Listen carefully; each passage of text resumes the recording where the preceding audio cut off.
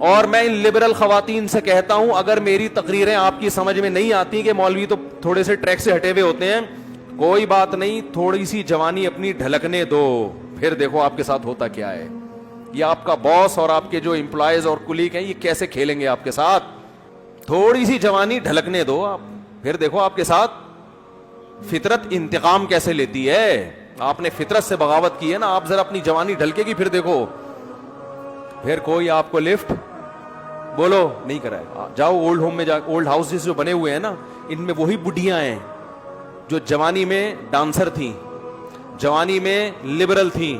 آج نہ ان کے بچے ان کو عزت دینے کے لیے تیار، نہ ان کے داماد ہیں، نہ اول تو اولاد ہی ان کے ایک ایک دو دو بچے ہوئے تو نہ ان کے کوئی داماد ہیں، نہ ان کی بہویں ہیں، نہ پوتے ہیں، نہ نواسے ہیں. اور جو جوانی جس کی وجہ سے میں نام لیتے لیتے شکر ہے میرے منہ سے نکل گیا، ان کے فون آیا کرتے تھے، مشہور ملک کے سیاستدان ہیں جن جو ٹھڑک میں مشہور ہیں، مشہور سیاستدان ہیں جو ٹھڑک میں کیا ہیں مشہور ہیں. نام ابھی شکر ہے نہیں آیا زبان پہ، پھر نکالنا پڑتا.